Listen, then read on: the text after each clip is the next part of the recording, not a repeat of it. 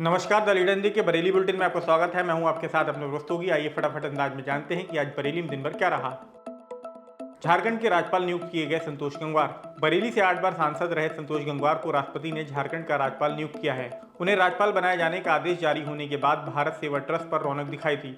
उनके समर्थकों ने फूल माला पहनाकर उन्हें बधाई दी और मिठाई खिलाई। रविवार को शहर में जगह जगह उनका स्वागत किया गया। जब संतोष गंगवार का 75 साल प्लस के नियम के सबब लोकसभा चुनाव में टिकट काटा गया था तो समर्थकों में नाराजगी पनप गई थी।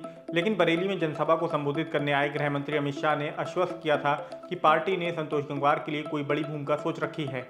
अब भाजपा ने अपने बड़े नेता को पार्टी के लिए समर्पण का इनाम राज्यपाल बनाकर दिया है। राज्यपाल नियुक्त होने के बाद संतोष गंगवार रविवार शाम मीडिया से मुखातिब हुए। इस दौरान हंसी ठिठोली के बीच उन्होंने कहा कि बतौर सांसद उनसे समानता लोग नाराज नहीं हैं। अब राज्यपाल के पद की बड़ी जिम्मेदारी मिली है, इसलिए पूरी क्षमता से इसे निभाऊंगा। सावन का दूसरा सोमवार कल बंद रहेंगे स्कूल। सावन माह का दूसरा सोमवार कल है। ऐसे में रविवार शाम से ही गंगा जल लेने गए कांवड़ियों के जत्थे लौटने का सिलसिला शुरू हो गया, जो कल दिन भर जारी रहेगा।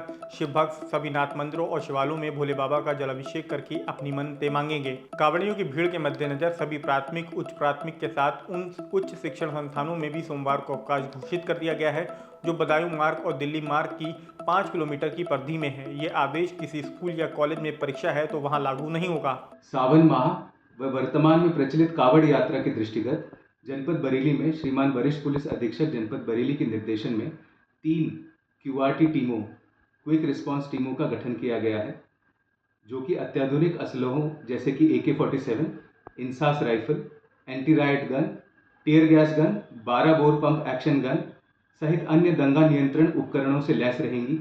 इन 3 क्विक रिस्पांस टीम्स को जनपद के 3 क्षेत्रों नगर, उत्तर और दक्षिण में स्थापित किया गया है। इनके द्वारा किसी भी आकस्मिक स्थिति में प्रभावी कार्रवाई त्वरित गति से सुनिश्चित की जाएगी। नकाबपोश बदमाशों ने घर में घुसकर की लूट। कैंट थाना क्षेत्र के नकटिया में आदर्श कॉलोनी निवासी शहनाज बानू घर में अकेली रहती हैं। बीते दिनों उन्होंने घर में नया AC लगवाया तो 3 नकाबपोश बदमाशों ने रेकी के बाद उनके घर पर धावा बोल दिया। दरवाजा काटकर घर में घुस आए और तमंचे के बल पर उन्हें और उनकी बेटी को बंधक बना लिया। फिर बक्से और अलमारी में रखे करीब 30,000 रुपए और जेवर लूट लिए। घर में घुसकर लूट की वारदात से इलाके में हड़कंप मच गया। सूचना पर SSP Anurag R, SP city Rahul Bhati, CO Pankaj Srivastava भी घटनास्थल पर पहुंच गए। पीड़ित महिला और उसकी बेटी से पूछताछ की। SOG और सर्विलांस टीम को मौके पर बुलाया गया। पुलिस आसपास लगे CCTV खंगाल रही है। SSP अनुराग आर का कहना है कि जल्द ही घटना का खुलासा करके बदमाशों को पकड़ लिया जाएगा। कल रात्रि थाना कैंट अंतर्गत नगटिया चौकी क्षेत्र में एक महिला जो घर में अकेली रहती थी, उनके साथ उनकी बेटी थी, उनके घर में घुस के 3 नकाबपोश अज्ञात अभियुक्तों के द्वारा पीड़िता को डरा धमकाकर कुछ ज्वेलरी और 30,000 रुपये लगभग कैश निकाल लिया है। इसके संबंध में CCTV फुटेज देखी गई है। मेरे द्वारा घटनास्थल निरीक्षण किया गया है।